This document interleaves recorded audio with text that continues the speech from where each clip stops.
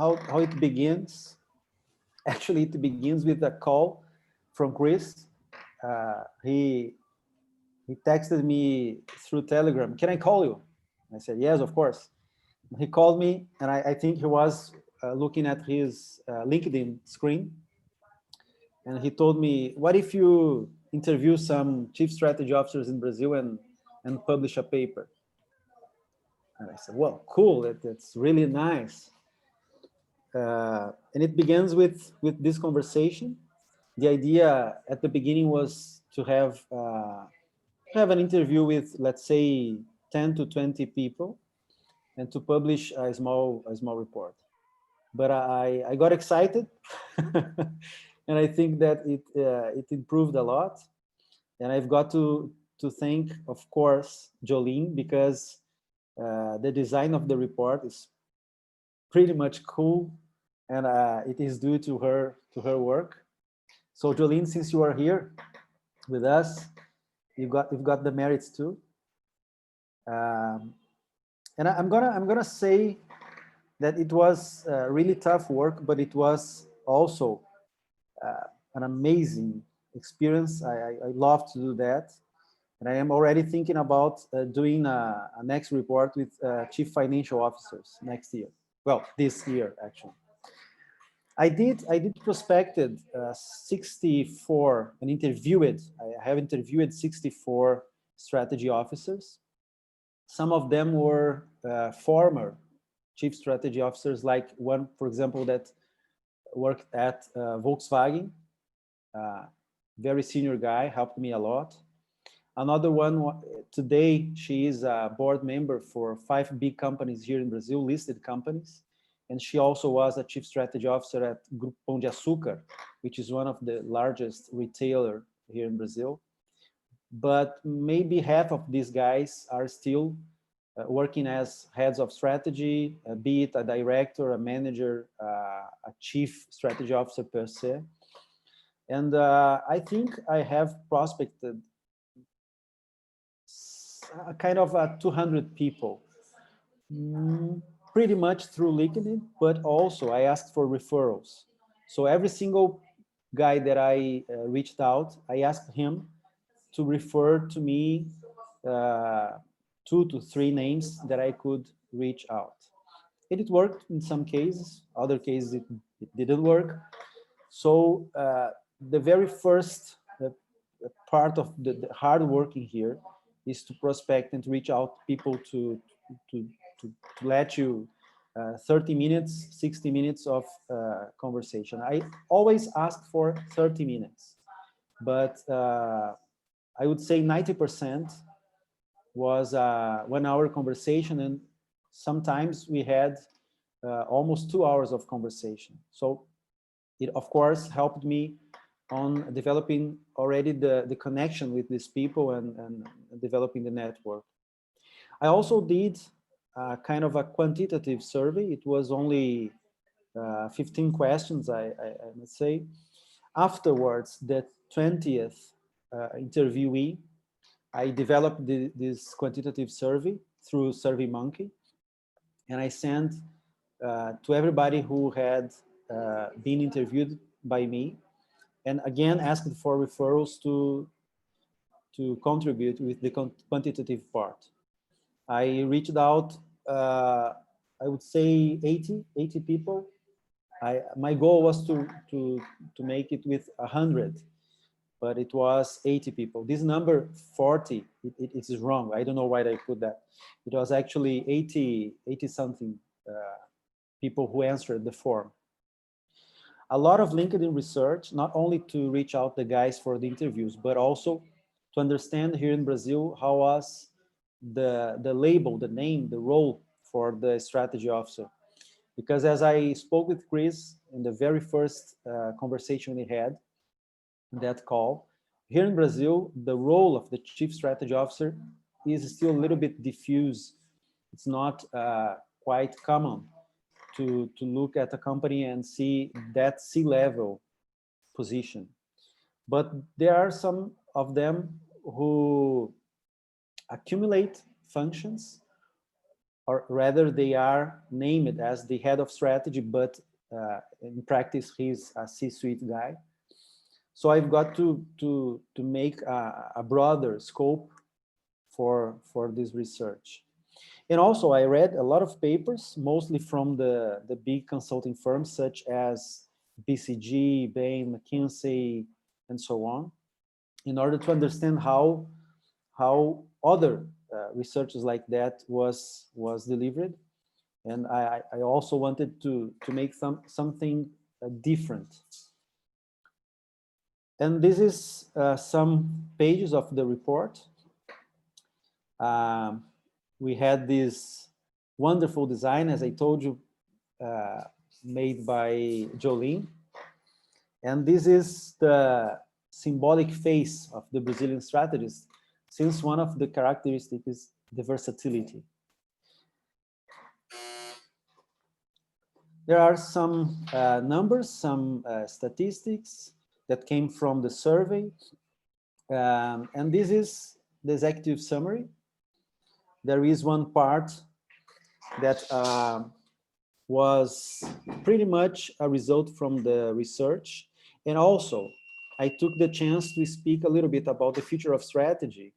Of course, putting some, not only of our tools, but pretty much the language that we are trying to develop throughout our platform. There are a lot of quotes here. Each of these quotes are taken from the interviews. And I got the idea to put behind these quotes pictures of our cities here in Brazil. I like that piece too. And well, this is something really nice. I liked to speak about the not only the profile of the strategists, but how can we develop better strategists. And this framework is pretty much the overall idea, in order to help them to have better reflections, a better abstraction power, but also to mastering tools as our tools to make the job done. And this would be the, let's say, the last, it's not the last page inside the report, but for sure these 3 guidelines would be the main takeaway for developing the content from now on. And I was really happy, Chris, because yesterday when we were listening to Bill Fisher, for example, I could notice these 3 guidelines in his speech. So the real-time strategy is pretty much how we can, he said something about blending strategy and tactics. But how can we do strategy just in time? How can we short the cycles and be in the right pace for the strategy work? The distributed strategy also is how to bring everybody, or pretty much those who usually doesn't participate in the process. How can we reach out every single guy in the company, in the organization, to bring them to the strategic thinking and to the strategy process inside the company? And the hybrid strategy is how to blend not only the online and the offline, but how can we do, for example, the mixture from the exploit and the explore? How can we develop a data-driven strategy, but also a discovery-driven strategy? How to handle paradoxes? Well, these are some of the content. You for sure can download the report whenever you can, whenever you wish. And I would like to present here some results, some outcomes from this work here in Brazil. At first, we got a LinkedIn group, but it's not only about the LinkedIn group. For example, I have been having lunches and dinners with some of these guys since I reached out them. And I would say that from 10 to 15 of these guys, the interviewees, just turned into my friends. So this network, I would say, must keep growing, of course, but this is the first outcome from this job.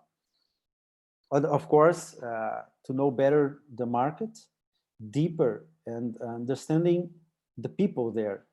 As Andy said before, the loneliness, it's in Portuguese here, but here in blue we have the loneliness of the strategy officer. And they, most of them asked me to develop a forum and keep the discussions going on and improving this community for strengthening their work and their mandate inside the company.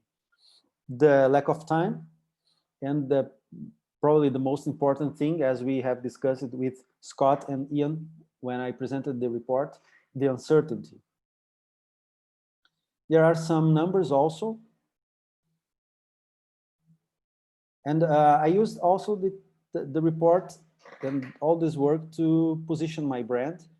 This is my personal blog, but of course, since I am holding a position here as the country manager of strategy tools, it is a way also to develop our brand, the company brand. So we can see here the YouTube channel with some webinars also that we have launched. And I would say here you have a marketing piece that we can split in different ways, to write, to give speeches, to handle webinars, to invite people to understand a little bit about your ideas. And for example, last week, today is Thursday. No, it was this week. We had a conversation here in Brazil with a guy that participates in a chief financial officer forum. And he asked us to spread this report throughout his colleagues. And also a colleague of mine here, who is Edu is my partner here. He had a conversation with one board member, and he asked us to make a presentation of this report for the IBGC. IBGC is the Corporate Governance Institute for Brazil. So we are opening an important door with this piece right now. And there is the marketing campaign, which is very important. The relevance of all of this must turn into a proper marketing campaign. And we used 4 webinars, 1 per week, in order to launch the report, but also, of course, to make some noise in social media. And the most important thing, to develop businesses. I had the opportunity, and again, I thank you, Chris, to work with our CEO, delivering a program for 3 important companies here in Brazil, one of our biggest private banks, an unicorn, an interesting startup unicorn, and also one multinational of food and fast consumer goods. And now I'm just working with a company called Yandé. It's a small company, 200 people, but it is also a kind of a strategy lab. I mean, a kind of a strategy team development program with 15 executives, including the CEO. So these are the takeaways, the main outcomes. And now, guys, I would like to offer some time here, some moments for you to discuss into breakout rooms, 4 ideas. The first one is, if you are willing to develop some kind of report, what is your audience? And there is 2 different targets here, because to whom are you addressing your message? Maybe not the same guys that you are interviewing. For example, if you want to reach out the CEO, maybe it is interesting to discuss with other levels. You could, for example, interview chief financial officers, chief marketing officers, and chief operational officers in order to present to the CEO, who is your final target, some different perspectives. In my case, my primary audience was at first the chief strategy officer, but then during the research, I realized that they do not have the budget to hire me.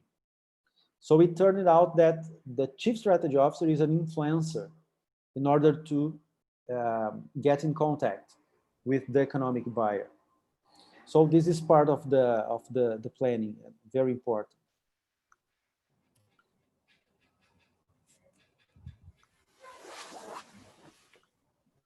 why can't I? Oh, okay. Sorry, guys. Well, to plan the content, this is very difficult actually, because the content for sure must be relevant, but you must keep it also simple, because otherwise nobody is going to read it. Due to the lack of time that every executive is in nowadays, you must deliver something, I don't know if I could say rapid or fast reading, but you've got to, and that's the importance of the design too. We've got to develop frameworks, models, diagrams, schemes, and put together it with some very interesting quotes.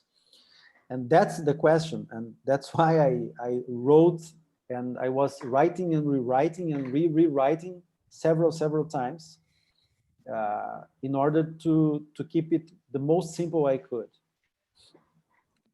And finally, and I think that's the most important thing, what is the distribution strategy?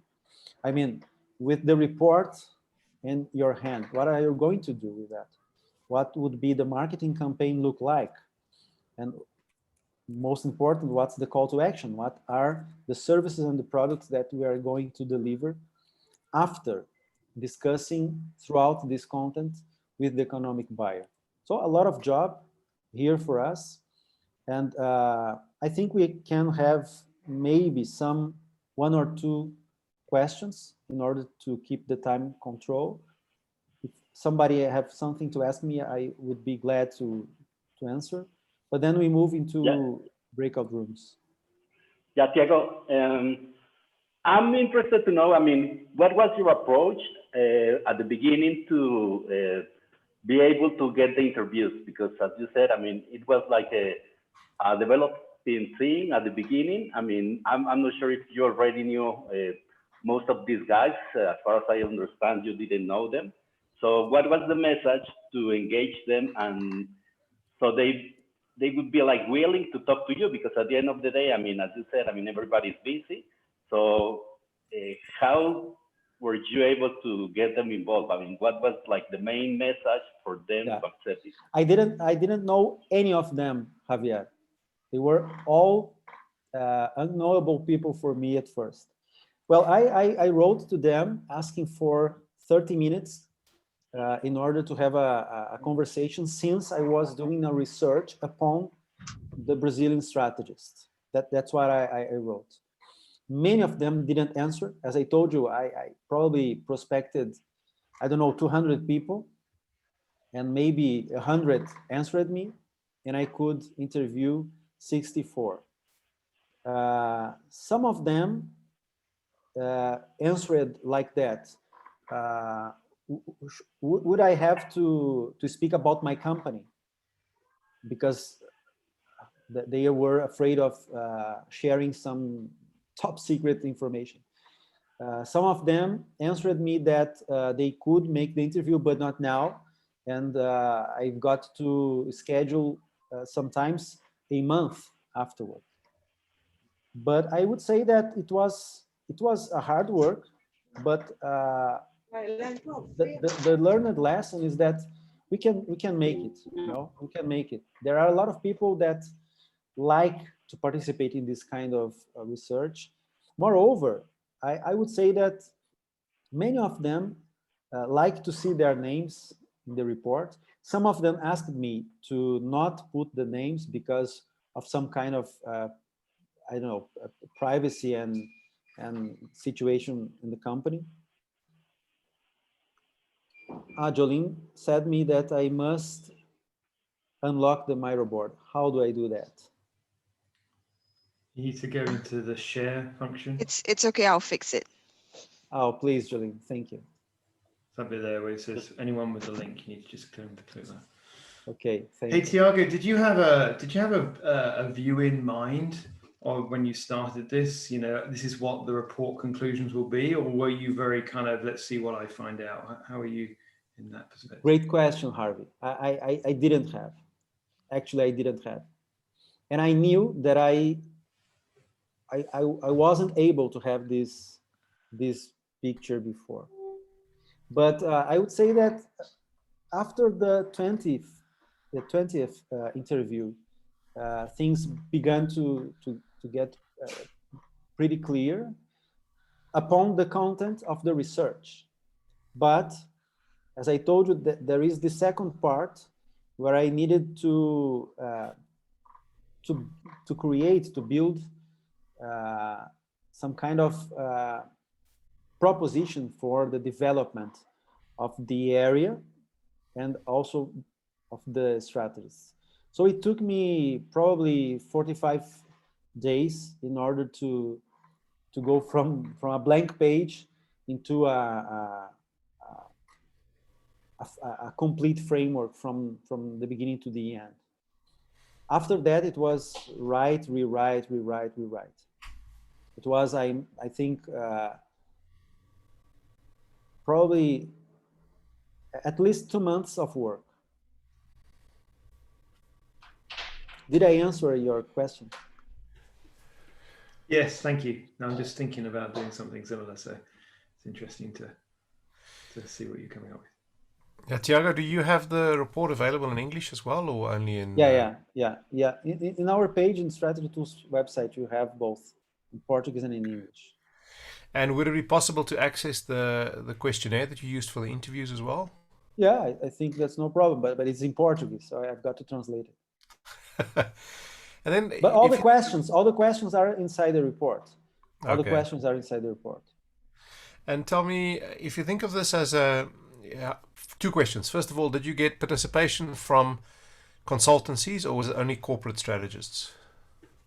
I would say some 10 of these interviewees are now consultants. This guy, for example, that was in charge of the strategy area in Volkswagen for the whole Latin America, nowadays he is working as a consultant.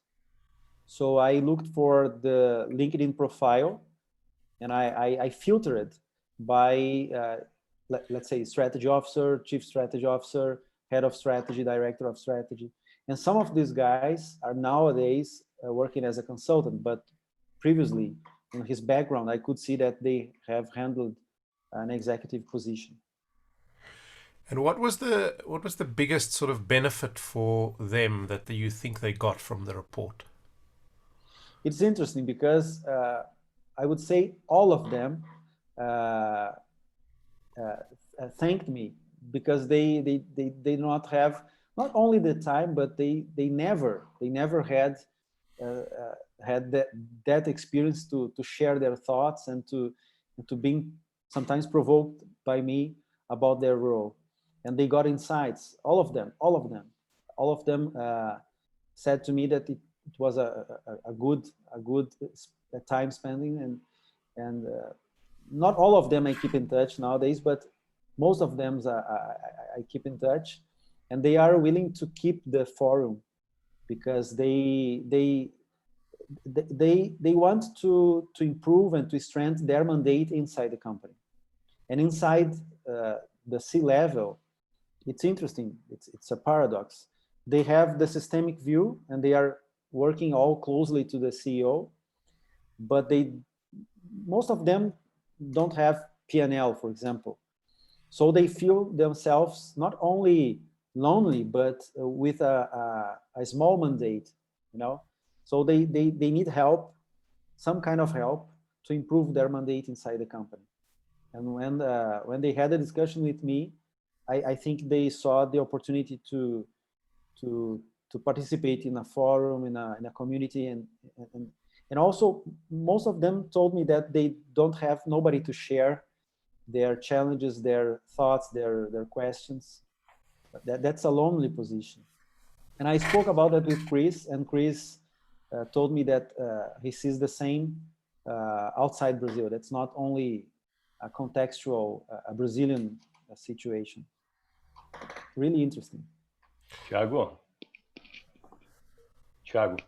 Must we speak in English or in Portuguese, Rodrigo? No, we should speak in English. In English, for the sake of everybody. I will try. Tiago, do you mention or do you talk about them about how they built their strategies, or do you have the perception that it was in intuitive way? they have a method, or they they have a method, they have processes. Most of these guys work or worked for big companies, but I would say that our methodology seems still really different for them. Most of these guys still uses balanced scorecard methodology for strategy execution and for strategy reflections. They use pretty much the traditional tools such as SWOT analysis, 5 forces. I would say that our 2 lenses on strategy fits right, properly right for our situation here in Brazil. One of the guys, for example, one of the interviewees told me, Tiago, this is really nice of you willing to transform the way we work on strategy, but in some companies in Brazil, you don't need to transform. You need to have something. So there are a need for improving the process, but it's not exactly a tacit process. They have some kind of methodology. Yeah. Okay, thank you. Okay, let's go to the breakout rooms. We have here 12 people. Jolene, I am not the host. Yes, Tiago. How would you like me to split everyone up? I think three groups. 3 groups? Okay. Yeah. Randomly. Yeah.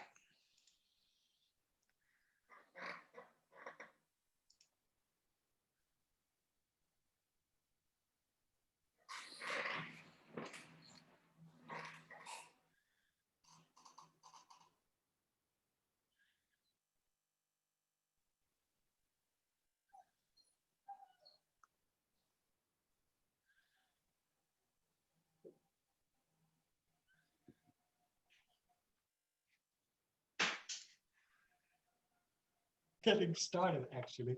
Ah, sorry. No, That's no, not my fault. That's the time we have. Sorry. One of the always functions goes of, like this. I mean, of the facilitator, as you know, is time control, and that's the worst part for everybody. It's Yes. not. Discussion with James and Nils. Would you begin with some sharing to wrap up this session? Oh, yeah, okay. Well, we were in group 2, so we were defining the audience and decided on a role that we coined the Chief Transformation Officer or the CEO with transformation mandate. And we were asking ourselves, okay, is this a new role?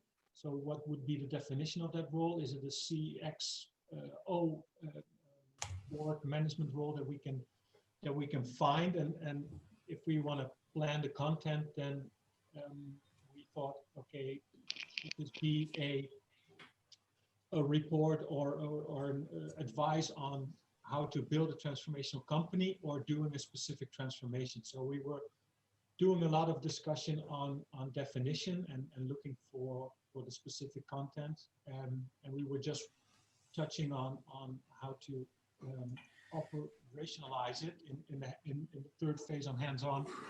Okay, we need to find this prospective audience and find out if there is something existing as a chief transformation officer. There is. I think this is interesting because I could notice, for example, that some roles, there is some kind of an upgrade from the strategy officer into the transformation officer. I don't know if Chris agrees with me, but I could perceive that sometimes the old area called strategy have had an upgrade into a transformation area. I interviewed a guy that he's Brazilian, but he's working at Syngenta, so he lives in Switzerland, and he spoke with me about this this shift. Many strategy officers are now being called transformation officers. So I think this is nice, and for sure, the call to action to develop BTC programs would be really nice.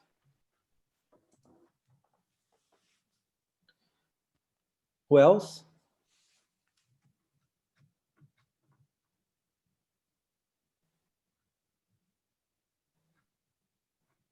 Harvey, you were in a different group, isn't it? Yeah, Roberto just left us at some point. I don't know if it's something I said. So, yeah, I think I'm certainly thinking about how to do something like this. Probably not focus so much on strategy, focus a little bit more on understanding some of the areas around innovation. So it's been interesting just going through that, defining the audience. I don't really have a view of planning the content yet because I hadn't spoken to anybody. So it's a little bit like yourself, but thinking about what the premise is, what's the question you're trying to ask, in terms of, why would they spend time with you? So that's a question I had to you, Tiago. How did you encourage people to talk to you? What was the question you said, I want to talk to you about? I probably, sorry, because I came in late. I know you would have covered that. But you mean when we began the interview? Yeah. Look, this is the notebook that I used, and the first 20 interviewees was completely, the first 10 interviewees are completely blank. But you didn't say to them, can I just have a conversation? You would have said, can I talk to you, or can we talk about, what was that thing? Yeah, but I just began telling them that I was willing to understand the role of the head of strategy in Brazil. Right. And I asked him to speak.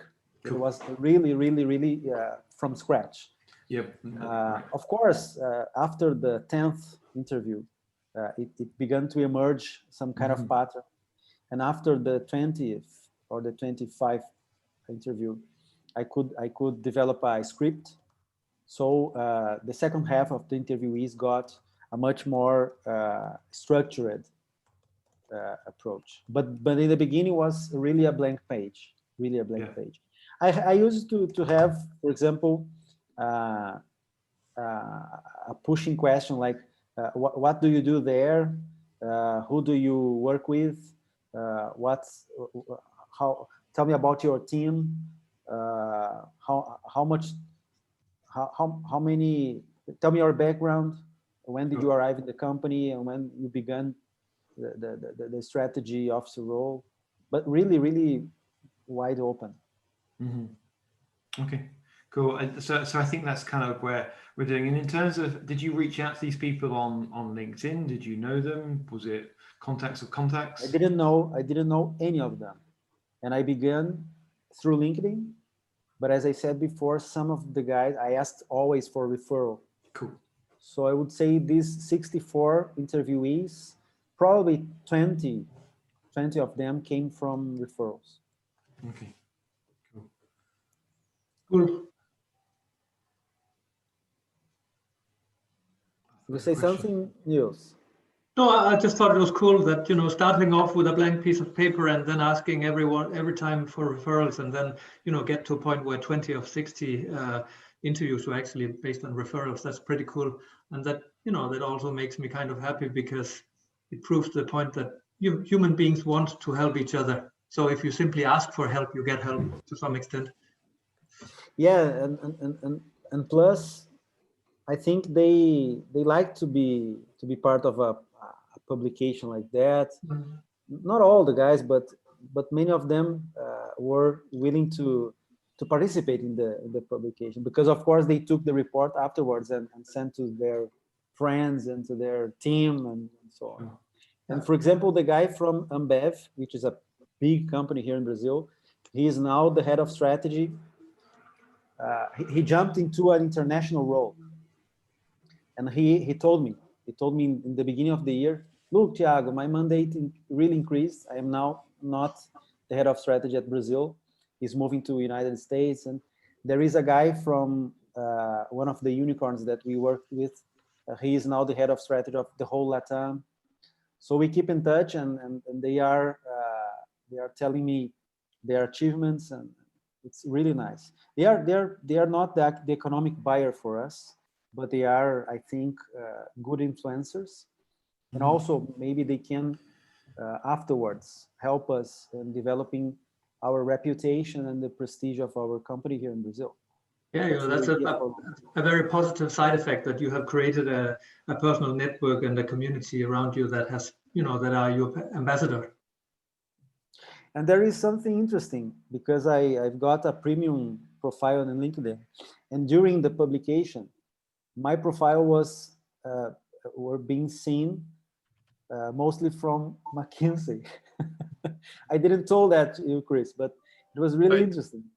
Many visualizations of my profile during the October month that we spread the webinars were from McKinsey. So we weren't on their radar. Interesting, isn't it? Any more takeaways?